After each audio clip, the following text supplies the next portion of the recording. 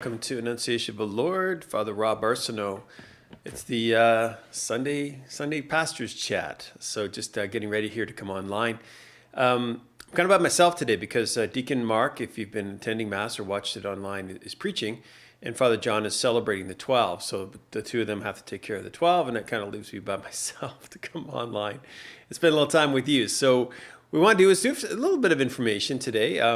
With one person, it's always a little bit less, the dynamic's a little different. But so I wanted to share with you just a little bit what's been happening in the parish and maybe hear from you. If you have any questions or anything that you want to ask or put online, just again, feel free to add something to the chat and just put something out there and I'll try to respond to it as best I can. So absolutely stunningly beautiful weekend. I do not remember it ever being quite this warm.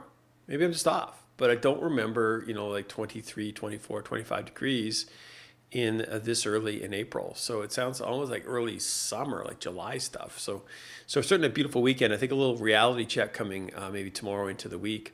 So I feel bad for the kids that are home for spring break. It's going to be late spring break and it might not be that nice. But anyway, if we get a little rain, we could probably use the rain and get the gardens all ready. I think it's just a little bit early to plant. I don't think I've put anything out there just yet. But it's good stuff. What I've noticed is it's the leaves coming out, like the budding that's going on the trees. You can sort of see the we call it the blush, where the I guess I don't know what that's even called, like the pollen and everything. It's at the end of where eventually the leaves will be at the tips of the branches is pretty full, and our leaves are starting to come out, like some of the trees around the building. I think it's the process has begun. So hopefully we don't get any frosts. I mean, I hate to think of that even, but I think it'd be good to get the leaves out and start spring. That's just fine by me. So again, God bless you. I don't see any questions just yet. If you are watching or following this, you could possibly just put something in the chat room. I'm a little concerned sometimes. We're getting kind of interesting numbers here, whether anyone's actually following or not. So I see some numbers showing up there now too. So that's all good. Just helps me a little bit to know that you can hear me and the sound's going out and everything's okay. So yeah, I know we're a bit early. I think we're probably going to walk this back a little bit. Like I think we'll start about 1:45. It allows us, when we've got the drive-by communion down now. And there's a little bit of a gap between that and the 12 o'clock Mass. So I think even going forward, we'll be able to kind of still get a few words in there before we go on to the noon Mass. So that's my hope. I know we keep changing things, but it's just trying to get everything to work. So originally we needed 3 guys out to do drive-by communion, and then we're down to 2. And even by the end, we can really go with just 1 guy. So the other 2 can start the chat, and then the other guy can probably get into the 12 o'clock Mass. So that's the idea. So going forward, we'll put some more information out there, but we will probably start just a bit earlier, like 1:45, and we'll do maybe a summary at the end of any important information. So even if people miss the first little bit, they'll be able to get it near the end. So there we are. So it's Divine Mercy Sunday. It's hard to get your head around. Like last week, it was Easter, and already here we are, Divine Mercy, and we'll be into the Easter season, and it just seems to unroll as it should. So liturgically, we're doing just fine. Where it becomes a bit of an issue is we had kind of a conversation that was going on within the parish, sort of with some of the people ministering in the parish, which is understandable. Are we staying open? Are we going to close? And to be honest with you, I didn't even know. Like last week, when we were getting close to Holy Thursday, that's when the announcement came out. Now, again, from the government's perspective, like they don't see Easter the same way I would or we would as believers or part of the parish. They see it as a 4-day weekend in which people traditionally gather and travel and you get this kind of mix of families, kind of like how they see Christmas. It's not a liturgical thing for them. It's a sociological thing that's still within our culture. It's kind of weird when you think about it. People either don't believe or don't practice their faith or don't have faith, but they still take Good Friday off and Easter Monday. And so again, you travel, spend time with family and whatever. So if you're trying to limit interaction and contact, it makes sense that that's when you would do your decisions. And it's a tough thing. Like I want to be really clear on that. I'm glad I don't have to make all those hard decisions. But where does that leave us? Well, we were pegged at 15%, right? Even during when we went to the lockdown, which is still gray, that's still 15%. And even within the stay-at-home order, We're still considered something of an essential service for people who want to come. And we still stay at 15%. And obviously, we're trying to be very careful what we do. And that's going to be a bit of a risk for some people. And this is sort of the catch of the argument. To close down altogether doesn't make sense to me. Like we're permitted to be open. We're permitted to stay kind of where we are, 15%, which is about 75 people. Well, we can have the 5 masses that we were supposed to have. The diocese has also kind of said that this is something that they want us to do. But the individual people now have to kind of make your kind of decisions. And I've been equating this kind of like a snow day.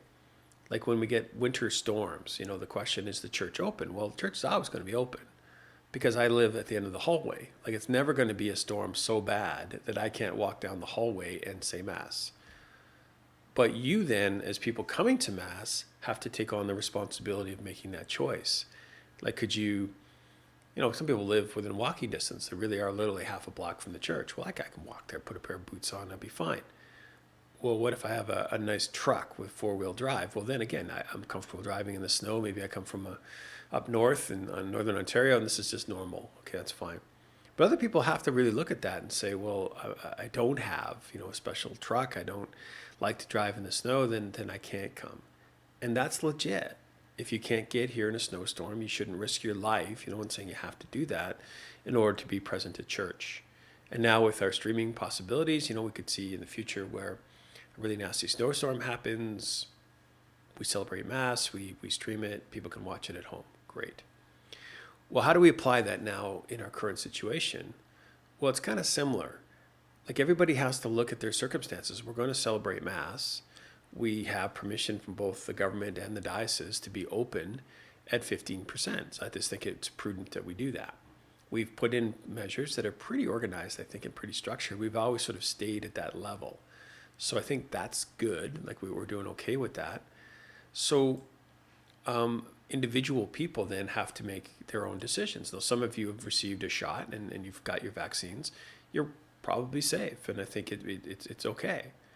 Some of you might have your own shots, but you're living with somebody else in your household or within your bubble that has immune issues, like maybe going through a cancer treatment or something else is going on. That people have immune issues or lung issues. Completely understandable. You may have to make a different decision.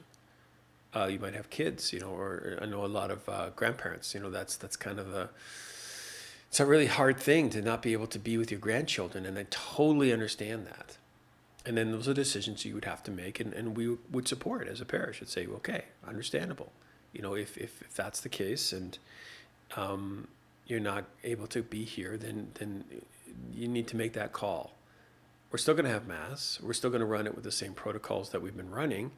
It's just that you may not be able to be here. And then no shaming in that. There's no worries or doubts or fears. It's just that's the way it is. Okay? And then we'll continue on from here. And then we'll have to see. Now, the numbers don't look great. We just set another record, I think, yesterday. We maybe set another one today. So it's not just the temperature that's going up. Unfortunately, the other things are going up.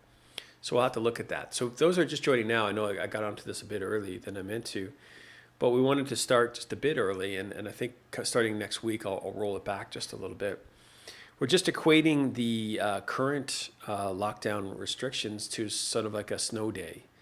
If you have a big storm and the question is the church open? Well, of course the church is open because I live here. I walk down the hall, I say Mass. It's a relatively simple thing. Is it safe for you to come? That's a different question. And each person has to kind of make that on their own. So that's kind of the point we've been making. So it's just something to think about during the Divine Mercy. It's going to be, unfortunately, it looks like this is, it's going to be more than before it's less. Like it's this last kick of the can. It's sort of funny that we first, you think back to the early numbers, when we locked down a year ago, are relatively mild, it seems, compared to what we have now. But we didn't know then, right? So people making decisions. And then there was a little spike at Christmas time, and that's a real thing. And then it's like, okay, here we go. But it didn't. But this seems to be the one that is even more disruptive. And again, but we've worked it out. And where this is actually coming from is Toronto. I think Toronto's been locked down. Like our parish at St. Timothy's, they've been locked down since September. Like it's been no, I'm sorry, November, December, January, February, into March. It's their fifth month. And that's what they were kind of fighting for. So look, we just can't do this. We got to make a change here. So that's when they came up with this idea. So, okay, 15%, and then we'll keep that safe, but you have to follow the protocols. Fine. And I think that's pretty much where we are. So maybe we could do Uber communion. Like pastoral care, we need more ministers. Yeah, Sophia, the problem with it is it's a question of, could we have people bringing communion to people in their homes? But you see, that movement is exactly the thing that we're trying to prevent. It's not the notion or the idea of bringing communion to people, which is a beautiful one. I'd like to do more. Like on the backside of this, I think we should be doing a lot more of that, like visiting people in their homes and doing that. But it would, imagine if you go to one place and there is the virus present and you just move it from person to person in the most vulnerable. So it's what really happened in our nursing homes. So no, I think that's off the scale for a while anyway. But Sophia, it's a beautiful thought. I mean, it's the right idea. It's just we're not able to do that right now. Reassurance that we can make the right judgments. Yeah, call for our family. And I think that, Lindsay, that's the thing, right? You just have to do that. And there's going to be some risks before this thing is done, with the vaccines and different vaccines, how they affect different people, and what do we do in the schools, and are we even going back to school like after spring break? And there's just so many factors. But the backside to see there's other factors. I mean, the other factors. I'm sorry, like, what is it doing to our kids not to be socially interacting with others? What does it mean to be locked up, and how that affects us and stuff? So that's another thing. So Sophia is kind of commenting that, I see what you mean. Like, you guys do it outside the door. Yeah, that's more the idea, Sophia. Like, when we do it out to the door, there's very little interaction in one car to the next. If you notice, we give people communion. We're very careful about touching their hand, and then we step back. This thing's really about breathing on people. That's the thing we're trying to avoid. So we're going to avoid that as much as we can. So there it is. So Sophia, I think you got that one, and we're good. So if everybody's joining online now. So just a little thought, that we're probably going to move this back a little bit. I think 1:45, because there is enough time. See, what's happening right now is Deacon Mark is preaching, and Father John is saying Mass for him.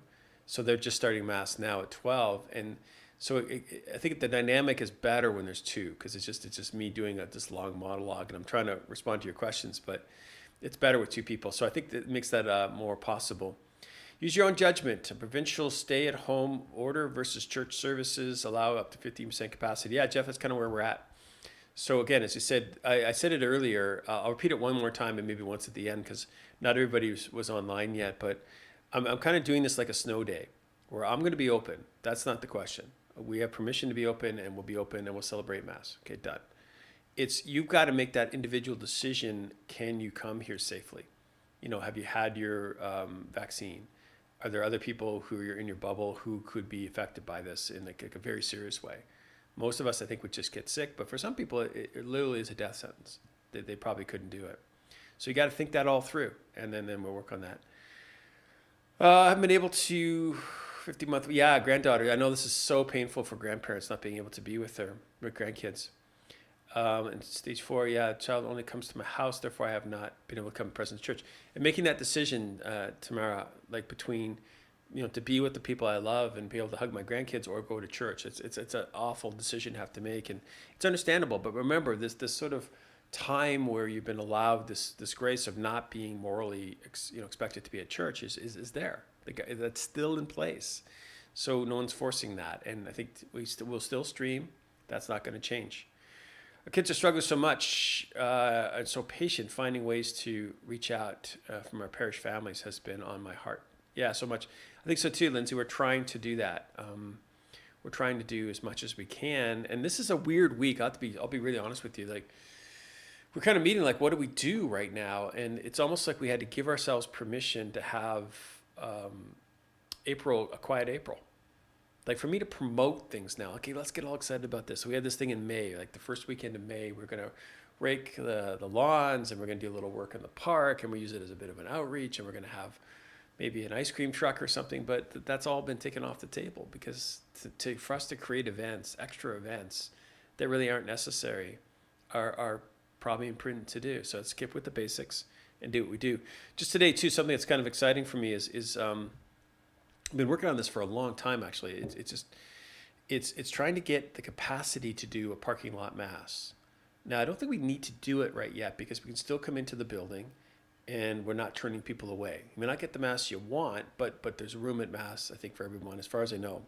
If that's not happening, I need to know that. But I think if you register online and you're willing to do that, within a reasonable time limit, we can get you in the building. So far, I think that's the case. But we wanted to have something in our hip pocket just in case things get even worse, God forbid. So that's why it took forever to get the windows done, because it just is hard to do that now. Getting people to bid and getting the things in, but that's done. So we have these new clear windows. If you come in through the hall doorways, you'll see them there. And just today we were playing with it. We've hooked up the FM broadcast. So we now have an FM radio broadcast capacity in the church. So we're 99.5. Now that might change. So it doesn't mean everything we do is going to be on the radio, but we can transmit now 99.5. So I thought it's kind of funny because I think CHRI is 99.1. So we're close to that. So, and the idea of that would be, if we get more restrictions and we're not able to bring people in at all, or go back to even like the 10, I'm not sure if that's going to happen or not, we could now put the altar where the doorway is. You should be able to see us from just about anywhere in the back parking lot. We broadcast on that frequency, 99.5, and you'd be able to just tune in with your radio on that station. And you'll be able to hear us, and you should be able to visually see us through the glass. We probably still would have a camera or something. Yeah, it's kind of like an audio cinema. That's right, Sophia. I remember hearing about this years ago, and I thought it was such a good idea. Like when you go to I remember like the drive-in theaters when you hook the speaker on your window and the mosquitoes would get in. Sometimes it was not always that great. But what they do now is they broadcast, on a frequency, and you just tune because everybody has a radio in their car anyway, so we can do that. And not only can we do it outside in the parking lot, but we did check, Janice. Someone was asking about 99.5 as an existing radio station. We did check, and apparently there was nothing on that frequency, at least here. So and it's a very, very low frequency band, right? So you'd only get it in our parking lot, so it shouldn't interfere with anything else. The problem we had a little bit is it interferes slightly with our wireless mics, so we have to be kind of balancing those two things. But that should happen. So hopefully we never have to use it. I'd be quite happy with it. If we do use it, what we could do is we could broadcast inside the church at 1 watt, very, very faint. But then if you brought like just a little FM, like you can get them anywhere, like $20. You can buy these tiny little things. So if you're having trouble hearing us, you'd be able to just wear that as a headset. Like we could buy a few of these. Like we'll just you can get an FM radio, simple little battery thing. We'll get a couple sets of those, or you can bring your own from home, and you'd be able to listen to us inside the church. You can use it that way too. So it's kind of neat, actually. It's a simple little thing. It didn't cost us that much. It's a couple $100. So it gives us a capacity to do this, I think, and it might be helpful just for helping people who have hearing issues. So there it is. That's kind of exciting. And as I say, it's just kind of seeing where this thing goes. We're going to have to, we're getting closer and closer to, I think, when hopefully people will be able to be vaccinated and then be able to move forward from there, at least a sufficient number of people. But even when that happens, it's going to be this lag they're talking now where, talking midsummer to late summer before that's really all fully kicking in and people are really free to get back to some kind of normal life. But if you remember that idea of, how we open again, which will probably be late summer into the fall, will kind of set us up then for just a new evangelization, inviting people back, being welcoming, trying to take away the barriers, just getting better at that. Like things like the Alpha program, I think have been really good. And we're going to start another one here in just a couple of weeks. So I'm going to probably do a little preaching series on that where we, just getting in the culture of asking. Now, it's not telling and it's not forcing because we can't do that.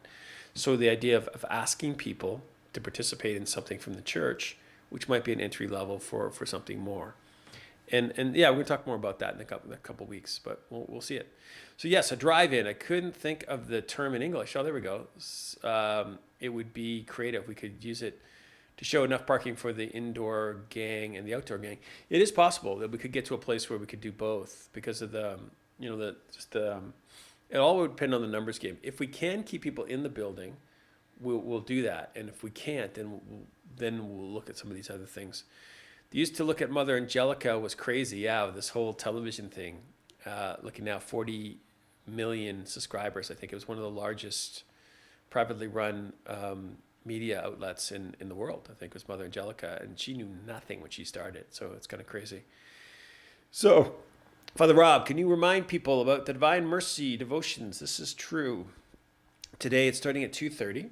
We're going to have Divine Mercy. This is another one of those things I was saying earlier, Sue, that it's almost awkward for us because we create extra things that it creates extra risks, and we sort of we put out the stuff and the basic information, and we haven't been pushing hard on this or anything else. But yes, this is something you need to know about. So it's it's online. It'll be all streamed. But we're having Divine Mercy this afternoon. It's Divine Mercy Sunday. So we're going to have exposition of the Blessed Sacrament, and we'll have a little brief explanation of Divine Mercy, and then we'll pray it together at 3:00. I think they're actually going to sing it. I hope they're going to sing it because it's quite beautiful when it's sung. And then we'll have a little quiet time for the Blessed Sacrament, and then benediction at the end. So that's this afternoon. People can come to the church, and we're not asking you to pre-register. But remember, obviously, there are restrictions. We're going to have to close it down at 75. So if you're planning to come, you might want to come a bit early. Because it's just a bit early. Maybe 1:45 or 22, just to make sure we can get everybody in and everybody settled. We are getting our first needle. Oh, there we go. On the 19th. Oh, good. And then the 2nd in August. That's pretty standard now, I think. Yeah. So it's good. And I think it's when it starts to know that it's going to hopefully start turning the corner on some of this. So good to know it's being streamed. Yes. Basically, I think streaming. See, remember we talked a bit about this before too. There are a number of different ways that people were doing things. Like the outside mass was one way, and I think some places were just kind of open without mass at all, and then other places it was just trying to grind through as many masses as possible, and then streaming were the four kind of ways that I think individual churches were kind of responding. We kind of stuck with the streaming, not so much because I thought it was great or would ever replace live liturgy. That was never the intention. But going forward, I could see where 5 years from now, I don't think people are going to having parking lot masses. I just don't think that's going to be a thing. Maybe it will. I don't know. But I just don't think so. And I think there'll be sort of a new normal with open range stuff. I don't think people will be grinding out 5 and 6 masses a day with just 10 people at it. But I do think we'll be still streaming. I really do think we'll be doing this for quite a while yet. And it's come up in a number of ways now, like with funerals and weddings and things where people can't be there who'd like to. And it's very easy for us now to flick a switch and put it out there so that people on Facebook or, people in the other part of the country just can be present in a way that they never could before. And it has decent sound, and it has, reasonably good pictures. It's not like a professionally produced kind of TV show, but that's never the point. It's to capture the basic information and allow other people to be a part of it. So I think it's all good. So it's all good. Everyone, it's extra. We're trying, I think, Sophia, it's been all this thing about learning as we go and adapting. And that's been kind of from day one. Like I have to admit, when the snow was melting, I was almost having these little flashbacks to last year and how hard that was and how limited we were when we started. But it's really kudos to the IT committee, and some very good people have been helping us. Tony's been just a hero in all of this, but there's been a number of people that have really helped us to kind of get better and better at this. And our communications team and our volunteers, and I think the real heroes are those who stay afterwards and clean the church, Sunday after Sunday after Sunday. And our hospitality people have gotten so slick at this. They're so good. I come in there, I listen to them, and they got the names down, and everything's moving quickly, and it's just so impressive. So those are the real heroes. So let's give them just a real appreciation. So I think it's going okay. So just to kind of wrap it up here, we'll probably move the pastor's chat back a bit. So when we aim for a little bit early, maybe 11:45, because that will give we have enough time to do the drive-by communion. That will continue, by the way. We're going to keep that going for a while too. We're not getting as much response to the the Zoom masses anymore. And really, you can watch them online just as easy. If there's only 3 or 4 people, it kind of defeats the purpose. So we were keeping it going because we didn't know if we're going to go back to lockdown or not. So we can do it now. We can stream and do Zoom at the same time. So I think we might step away from the Zoom masses just for now, at least. At least we can do it. We'll go back to it if we need to. A reminder about again, I'll use my analogy one last time. I apologize. But the snow day kind of approach to coming to church or not. We're going to keep the church open. It's up to you to decide whether it's safe enough for you in your current situation. Whether you're vaccinated or not, or whether there are people in your bubble that are immune compromised. So you all have to make those decisions, but we're going to kind of motor on at the 15% as we have been. Thank you for the comments, the appreciation of the efforts we've been making. And as I say, I want to give most of that credit to the volunteers, because they're the ones that are really in there every mass. So that's what makes it possible. The little reminder that we do have the FM broadcasting hooked up now, and we have our windows in, so we could do outdoor masses if we need to. I would like to try that, even if we don't have a real need for that. We can put it to test maybe sometime when we get the weather nicer in the summertime, and we'll just do one, like at 2:00 on the Sunday afternoon. We'll just have a parking lot mass, and just so that everybody can try it and just kind of experience it, and we can have some fun with it, and just have it in our pocket if we need it later on. So Margaret, you can. So this is our bunny lady. I don't know if everybody noticed that, but if you go online, you'll see us. You'll see that there's a couple of rabbits that are in the flowers. So Margaret made these beautiful bunnies, 3 of them. One has a mustache, and one of them's dressed like a sailor, and one of them has a kind of a pen kind of theme to him. Penitentiary, actually, but that's another story. So yeah, she made 3 rabbits that look like us, and then we mixed them in with the flowers. So yeah, they're hidden rabbits. They're in the flowers. Actually, I posted it online. Maybe I'll post it a second time just so you can see them. They're quite beautiful, actually. They're getting a lot of look, and I think the kids are noticing them. So these little kids are just freaking out because there's a rabbit in with the flowers. It's really kind of cool, fun to watch. Do you take appointments for someone suffering from anxiety and needs to talk? Yeah. We can do that. Tamara, we've been doing that all along. So if people need to talk to us or want to, we can make that happen. Sometimes it's outside, and sometimes we have to do social distancing. But just like our confessions, we try to make that happen in the hall or in a room that's big enough that we can still keep our protocols as best we can. All right. Well, my good people, I think that's enough. I'm going to have a little lunch, and then we're going to remember, Divine Mercy starts at 2:30 if you want to come online for that. There are some spaces here in the church if you want to come down for that. Just remember, you have to come a bit early. Okay? All right. Now, let's do a blessing. On this Divine Mercy Sunday, may the saints and angels intercede for you. May our Blessed Mother wrap you in the mantle for peace. May Almighty God bless you and heal you in the name of the Father and the Son and the Holy Spirit. Amen. Go in the peace of Christ. Alleluia. Alleluia. Thanks be to God. Alleluia. Alleluia. How's that? That's how John Wayne would sing it.